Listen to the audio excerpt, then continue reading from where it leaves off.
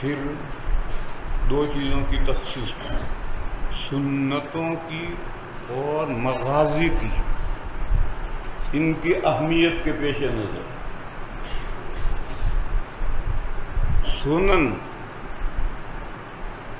سنتن کی جمع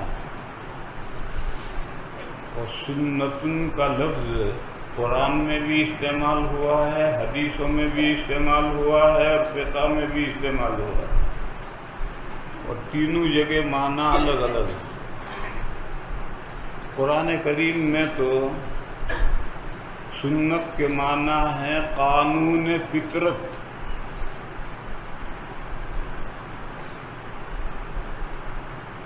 سنت من قد ارسلنا من قبلک ولا تجد لسنت اللہ تبدیلا تحویلا۔ اسی طرح کی متعدد آیات ہیں، ان تمام آیتوں میں سنت کا لفظ قانون فطرت یا دوسرا لفظ استعمال کرو عادت الہی، اس معنی میں سنت کا لفظ آیا ہے۔ جگہ جگہ یہ بات بیان کی کہ جو اللہ کے احکام کی نافرمانی کرتے ہیں ان کو دنیا میں سزا مل سکتی ہے، اور زمانے ماضی میں بہت سی قوموں کو سزا ملی ہے۔ یہ جملہ یاد رکھیے، ان کو دنیا میں سزا مل سکتی ہے، ضروری نہیں، ضروری تو آخرت میں سزا، دنیا میں ضروری نہیں ہے، لیکن ان کو سزا مل سکتی ہے جو برائیاں کریں، اور جو نیکیاں کریں، اچھے ایمان لائیں، اچھے کام کریں، وہ دنیا میں سرخ روح ہوتے ہیں، کامیاب ہوتے ہیں۔ یہاں ہو سکتے ہیں نہیں، ہوتے ہیں۔ جو ایمان لائیں اور نیک کام کریں وہ دنیا میں کامیاب ہوتے ہیں۔ یہاں کوئی کسی کے ذہن میں سوال پیدا ہو کہ آج کل تو کامیاب نہیں ہے، اس کا جواب یہ ہے کہ نیک کام کرنے والے ہیں کتنے؟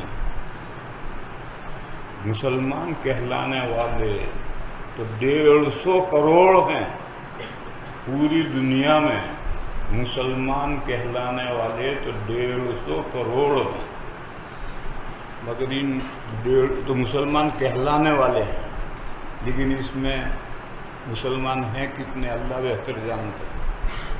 نیک عمل کرنے والے کتنے ہیں؟ 20%، یہ تو ہم جانتے ہیں۔ ایمان تو مخفی ہے، وہ ہم نہیں جان سکتے، لیکن عمل تو ظاہر ہے، اچھا برا عمل تو ظاہر ہے، وہ ہم جانتے ہیں۔ 20% نیک کام کرنے والے ہیں، اور باقی 80% نماز بھی نہیں پڑھتے، مال کی زکوٰۃ بھی نہیں دیتے، ہر برائی کرتے ہیں۔ گویا اسلام میں نماز ہے ہی نہیں، اور ایمان کا کیا حال ہے اللہ بہتر جانتا ہے، اس کے بارے میں ہم کوئی فیصد نہیں بتا سکتے، لیکن اتنی بات تو متعین ہے کہ مسلمانوں کے زمرے میں اعتقادی منافق بھی ہوتے ہیں، عملی منافق بھی ہوتے ہیں۔ تو عملی منافق تو یہی ہیں کہ ایمان کا دعویٰ کرتے ہیں، نماز پڑھتے نہیں، بیڑی پیتے ہیں۔ رہے اعتقادی منافق، اس کا ہم فیصد نہیں بتا سکتے، ایمان مخفی چیز ہے، لیکن بہرحال بالاجمال ہم جانتے ہیں کہ منافقین ہیں، اعتقادی منافقین بھی ہیں، اور عملی منافقین تو 80% ہیں۔ بس ایسی صورت میں کس منہ سے آپ یہ مانگتے ہیں کہ آج مسلمان کیوں سرخ رو نہیں ہو رہا ہے، کیوں ذلیل ہو رہا ہے؟ مسلمان ہے ہی کہاں؟ گیہوں کی ایک بوری ہے، اس میں 80% کوڑا ہے، 20% گیہوں ہے، اس بوری کو کون خریدے گا؟ کوئی بھی نہیں خریدے گا، لاہور پڑھو اسے، حالانکہ اس میں 20% گیہوں ہیں، کوئی اس بوری کو خریدے گا نہیں، ارے بہت، ارے کوڑا ہی کوڑا ہے، کوڑا ہی کوڑا ہے۔ آج مسلمانوں کی مثال اس بوری کی ہے جس میں 80% کوڑا ہے، 20% گیہوں۔ اس بوری کا کون خریدا؟ اور صحابہ کی مثال اس بوری کی تھی جس میں ایک کنکر نہیں۔ دکاندار نے مزدور لگا کر تمام کوڑا کرکٹ صاف کروا کر بوری بھری ہے۔ دکاندار اگر 50 روپے زائد بھی اس بوری کے مانگے گا فوراً گاہک دے گا۔ کون گھر جا کر کے صاف کرنے کی زحمت اٹھائے گا؟ لے لو اسے بوری، 50 روپے زائد مانگتا دے دو۔ تو صحابہ کی مثال اس گیہوں کی بوری کی تھی جس میں ایک کنکر نہیں تھا، تو خریدار نے اٹھایا اسے۔ خریدار ہیں اللہ تعالی۔ ان اللہ اشتری من المؤمنین انفسهم واموالهم بان لهم الجنہ۔ ان اللہ اشتری من المؤمنین، خریدار اللہ تعالی۔ خریدار نے اس بوری کو اٹھایا اور صحابہ لاکھوں میں تھے، جدھر نکل گئے کامیابی نے ان کے قدم چومے۔ پھر مسلمانوں کی بوری میں کوڑا بڑھتا گیا اور بڑھتا بڑھتا آج یہاں تک پہنچا ہے کہ بوری میں 80% کوڑا ہو گیا ہے، 20% گیہوں۔ اس بوری کو کون گاہک اٹھائے گا؟ یہ وجہ ہے کہ آج تو ہم سرخرو نہیں ہیں۔ سرخرو اس لیے کہ کامیابی نام کے ساتھ وابستہ نہیں، کام کے ساتھ وابستہ۔ کامیابی نام کے ساتھ وابستہ نہیں، کام کے ساتھ وابستہ ہے۔ اور یہ قاعدہ کلیہ رہا ہے ہمیشہ۔ قرآن کریم میں 3 جگہ آیت ہے اور اس کے سمجھنے میں لوگ غلطی کرتے ہیں۔ ان الذین آمنوا والذین ہادوا والصابئین والنصارى والمجوس ان اللہ یفصل بینہم من آمن وعمل صالحا۔ یہ سب قومیں ان کے زمانوں میں سب کے لیے یہی قاعدہ تھا، من آمن وعمل صالحا فلا خوف علیہم ولا هم یحزنون۔ یہی قاعدہ ان الذین آمنوا کے لیے بھی۔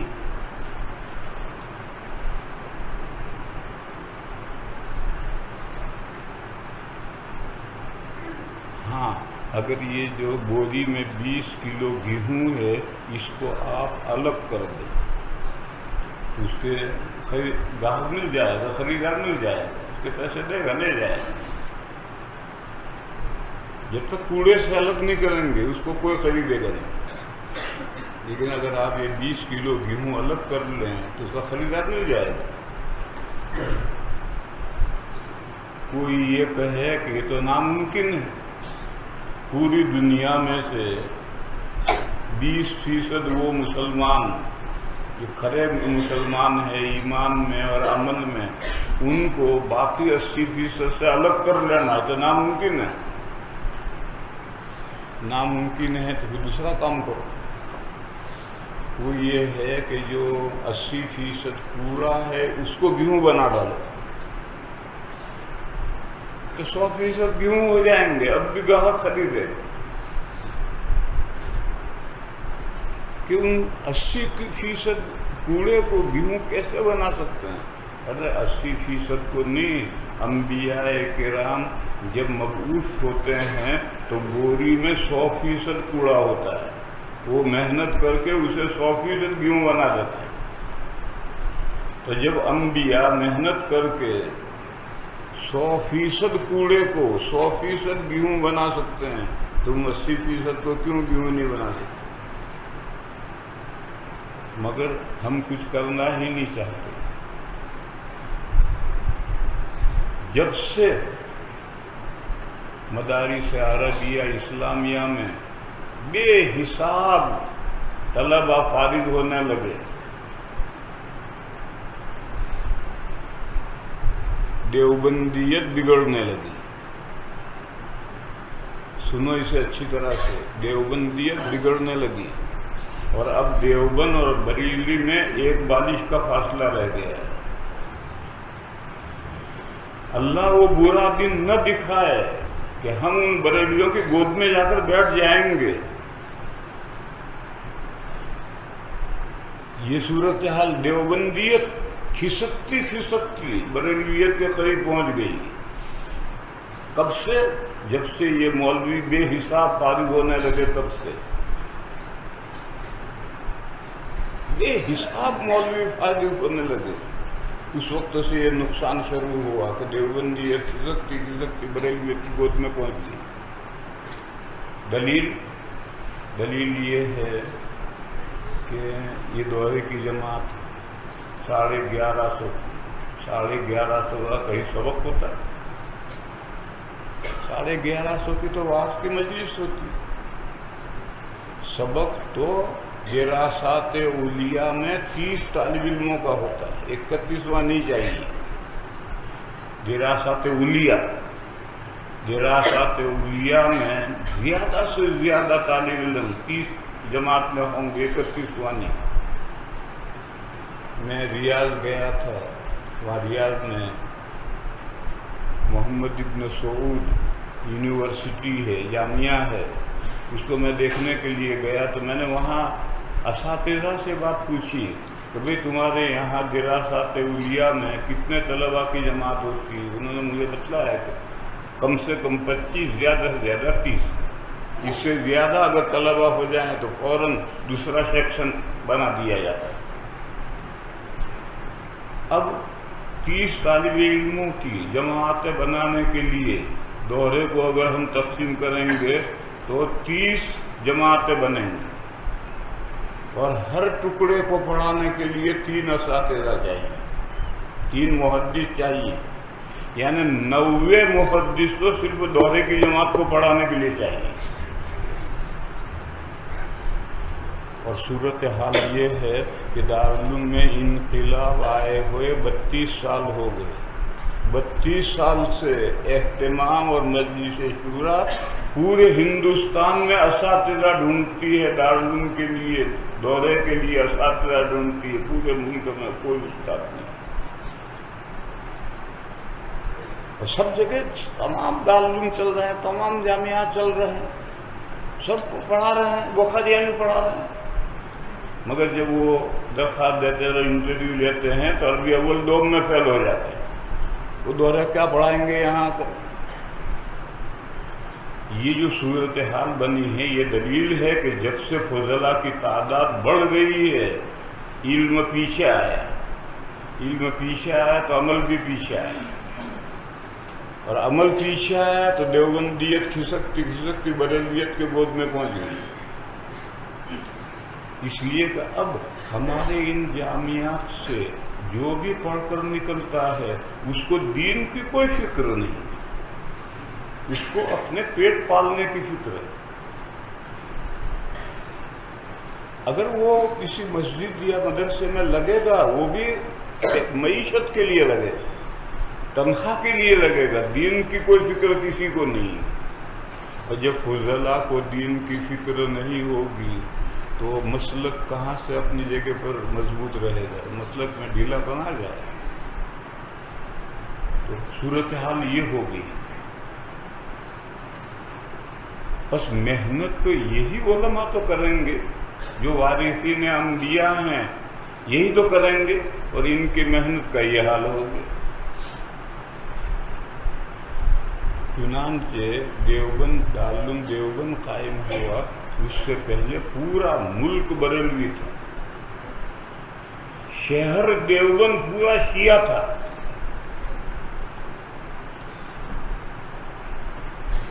اگر ہمارے فضلاء نے اپنائے قدیم نے محنتیں کی اور ہندوستان کا 1/3 ہندوستان کی اصلاح ہوئی ہے، ابھی 2/3 کی اصلاح نہیں ہوئی، پورے ہندوستان میں دارالعلوم کے ابنائے قدیم کی محنت سے 1/3 کی اصلاح ہوئی ہے، 2/3 ابھی اسی حال میں، اور اب آگے محنت بڑھنے کے بجائے رجعت قہقرہ، اب ہم پیچھے آ رہے ہیں، اب ہم بریلویت کی گود میں جا رہے ہیں۔ یہاں صورتحال تھی اللہ نہ کرے ہم وہیں پہنچ کر کے دم لیں گے۔ اس لیے خوب پڑھو اور مولوی بنو اور اپنی دنیا آباد کرو، دین کو چھوڑو، مرنے دو دین کو کون کیا کرنا ہے ہمیں، ہم تو پڑھ کر اپنی دنیا آباد کریں گے۔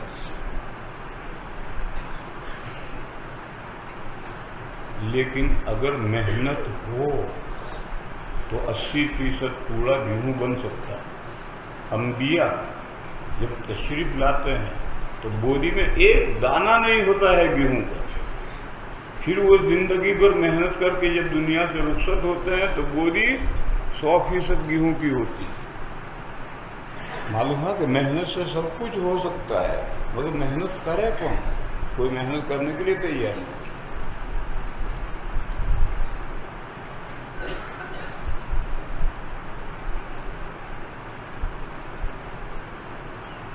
تو میں اس کا جواب دے رہا تھا کہ کسی کے ذہن میں یہ سوال پیدا ہو کہ ہم سرخ روح کیوں نہیں ہیں آج، اس کا جواب یہ ہے، ورنہ قانون قدرت یہ ہے کہ جو بھی ایمان اور عمل صالح اختیار کرے گا وہ کامیاب ہوگا، دنیا میں سرخ روح ہوگا، آخرت میں تو کامیاب ہونا ہی ہے، دنیا میں بھی وہ کامیاب ہوگا۔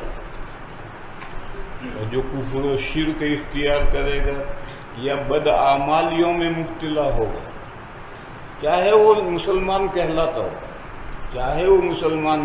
ہو، اگر بد اعمالیوں میں مبتلا ہوگا تو دنیا میں اس کو سزا مل سکتی ہے، ضروری نہیں، اور آخرت میں تو ملے گی۔ یہ قانون قدرت ہے، اسی کو قرآن کریم میں سنت کہا گیا ہے۔ سنت من قد ارسلنا من قبلک، حضور سے فرمایا کہ آپ سے پہلے جو ہم نے انبیاء بھیجے ان نبیوں کے زمانے میں یہی اللہ کی عادت تھی۔ وَلَن تَجِدَ لِسُنَّتِ اللَّهِ تَبْدِيلًا، قانون فطرت بدلا نہیں کرتا، قانون فطرت ہمیشہ یکساں چلتا ہے۔ تو قرآن کریم میں جہاں بھی سنت کا لفظ آیا ہے اس معنی میں آیا ہے، قانون فطرت، قانون قدرت۔ اور احادیث شریفہ میں سنت کا لفظ آیا ہے الطریقۃ المسلوکۃ فی الدین، دینی راہ، یہ عربی جملہ ہے، اس کا یہ اردو ترجمہ ہے، الطریقۃ المسلوکۃ فی الدین، دینی راہ۔ مسلمانوں کو جس راستے پر چلنا ہے وہ سنت ہے۔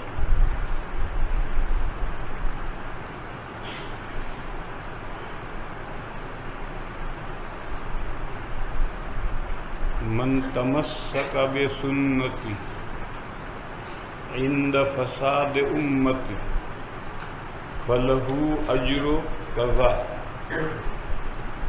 جس نے میرا طریقہ مضبوط پکڑا، کب؟ جب امت میں بگاڑ آ گیا۔ من تمسک بسنتی عند فساد امتی، جب میری امت میں بگاڑ آ گیا اس وقت اس نے میرے طریقے کو مضبوط پکڑا تو اس کو اتنا ثواب ملے گا۔ یہ حدیث آپ نے مشکات میں پڑھی ہے، کتاب الاعتصام، باب الاعتصام بالکتاب والسنہ، اس میں یہ حدیث پڑھی ہے۔ اور فلہ اجرو، اس کے بعد صاحب ہدایہ نے بیان چھوڑ دیے، آگے جملہ لکھا ہی نہیں، کیونکہ روایت میں آگے بڑا اختلاف ہے۔ فلہ اجر شہیدن ہے، یا لہو اجر مئت شہیدن ہے، صاحب مشکات نے آگے جملہ لکھا ہی نہیں۔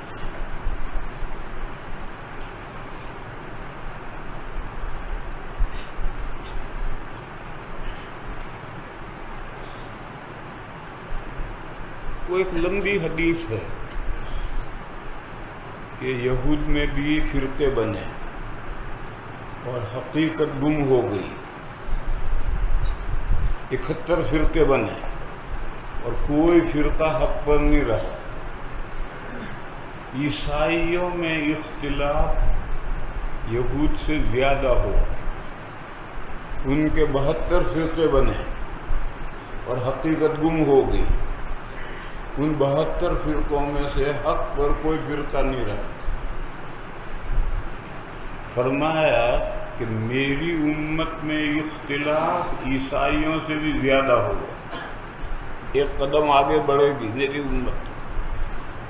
میری امت کے 73 فرقے ہوں گے مگر حقیقت گم نہیں ہو جائے گی، ایک فرقہ حق پر ہمیشہ رہے گا، اور وہ جو ایک فرقہ حق پر ہے وہی جنت میں جائے گا، اور وہ 72 فرقے وہ جہنم میں جائیں گے اپنے عقائد کی خرابی سے۔ پھر وہ جہنم میں رہیں گے یا نکلیں گے اگر ان کے عقیدے کفر تک پہنچے ہوئے ہیں، جیسے قادیانیوں کے عقیدے، غالی شیعوں کے عقیدے، تو وہ ہمیشہ جہنم میں رہیں گے۔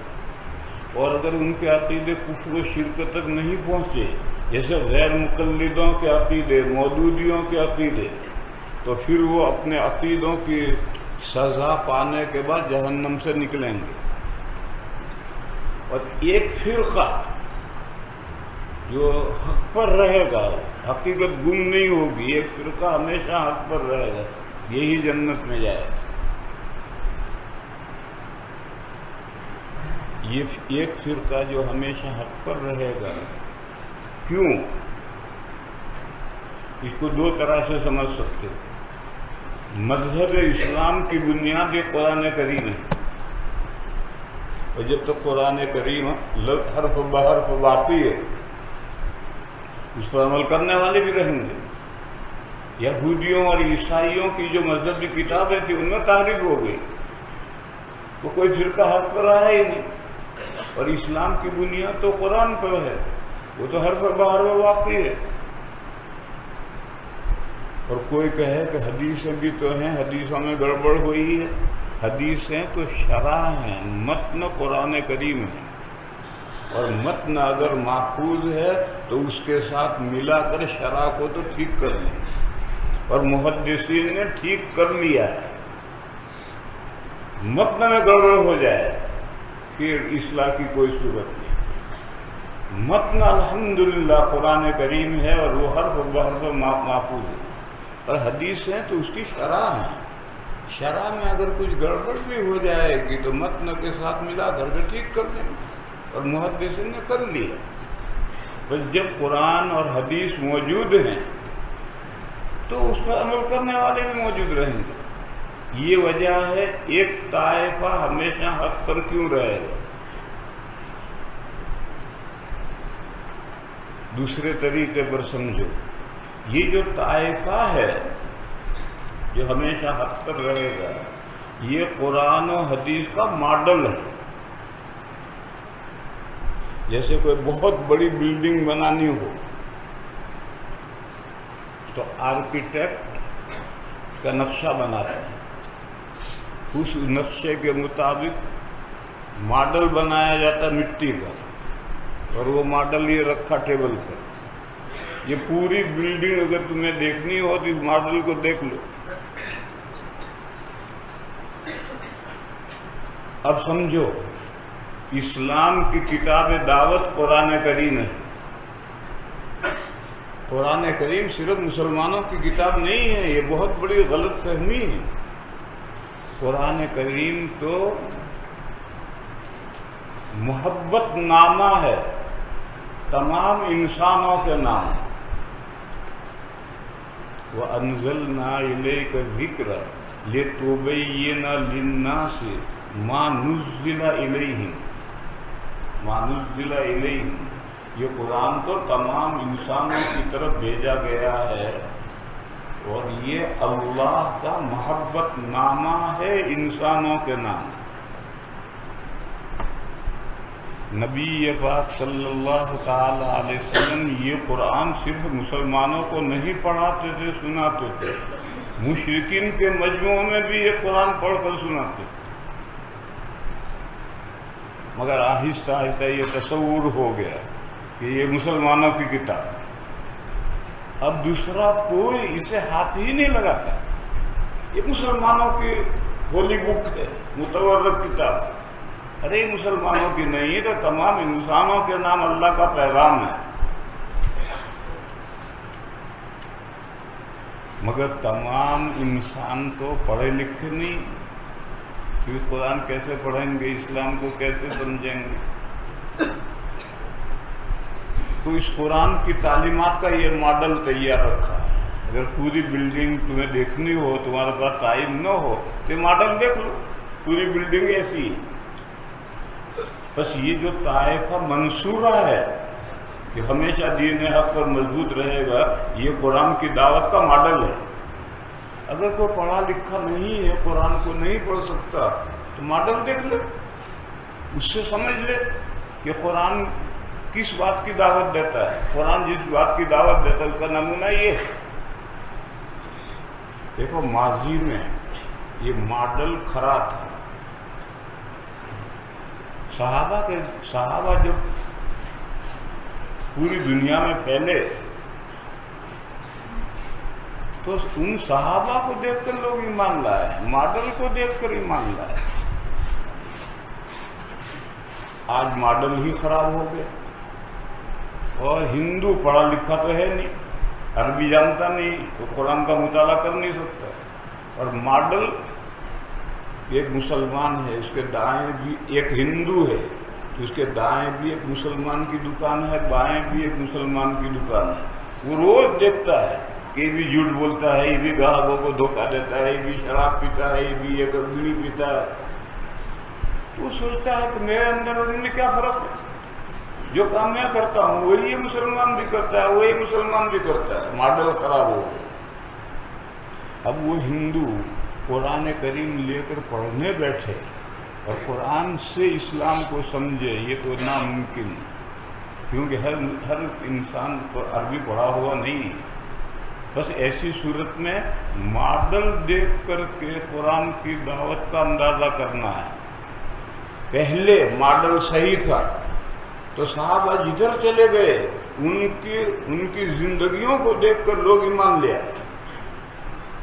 آج صورتحال یہ ہے کہ مسلمانوں کی زندگیوں کو دیکھ کر ہندو اسلام سے دور، کہ بھئی اسلام میں کچھ نہیں رکھا، جو خرابیاں ہم ہندوؤں میں ہیں وہ ساری خرابیاں مسلمانوں میں ہیں۔ تو یہ تو ماڈل خراب ہوا۔ اب یہ تو بڑا مشکل ہے کہ ایک آدمی بہت گہرا غور و فکر کرے کہ مسلمانوں میں قادیانی بھی اپنے آپ کو مسلمان کہتے ہیں، شیعہ بھی، خوجہ بھی، مودودی بھی، یہ بھی وہ بھی، ان میں سے اسلام کا صحیح ماڈل کون سا ہے؟ پھر جو اہل السنہ والجماعہ کہلاتے ہیں وہ بھی نمازیں نہیں پڑھتے، چوری کرتے ہیں، جھوٹ بولتے ہیں، تو صحیح ماڈل کیا ہے؟ اس کو تلاش کرنا بڑا مشکل ہے، ہر آدمی کے بس کا نہیں ہے۔ تو کیونکہ قرآن کو قیامت تک باقی رہنا ہے، اور قرآن ساری انسانیت کے نام پیغام ہے، اور قرآن کو پڑھ کر کے کوئی پیغام سمجھنا چاہے مشکل ہے، تو اس کے لیے طائفہ منصورہ ہمیشہ رہے گا کہ انہیں دیکھ کر قرآن کی دعوت کو سمجھو، کہ قرآن یہ جماعت جو تیار تمہارے سامنے ہے ایسی جماعت تیار کرنا چاہتی ہے۔ تو دو طریقے پر اس مضمون کو ہم سمجھ سکتے ہیں کہ قرآن جب تک باقی ہے، حدیثیں جب تک باقی ہیں، اسے عمل کرنے والے بھی رہیں گے، اور پچھلی امتوں میں اللہ کی کتابیں ضائع ہو گئی تو کوئی طائفہ حق پر باقی نہیں رہا۔ اور اس امت میں چونکہ قرآن باقی ہے تو ایک طائفہ عمل کرنے والا بھی باقی رہے گا۔ دوسرا طریقہ یہ ہے کہ قرآن انسانیت کے نام پیغام محبت ہے، جس کو ہر آدمی پڑھ کر کے سمجھ نہیں سکتا ہے، تو اس کے لیے ایک ماڈل تیار ہے۔ اگر تم چاہتے ہو کہ قرآن کس دین کی دعوت دیتا ہے، یہ ماڈل دیکھو، اس دین کی دعوت دے رہا ہے۔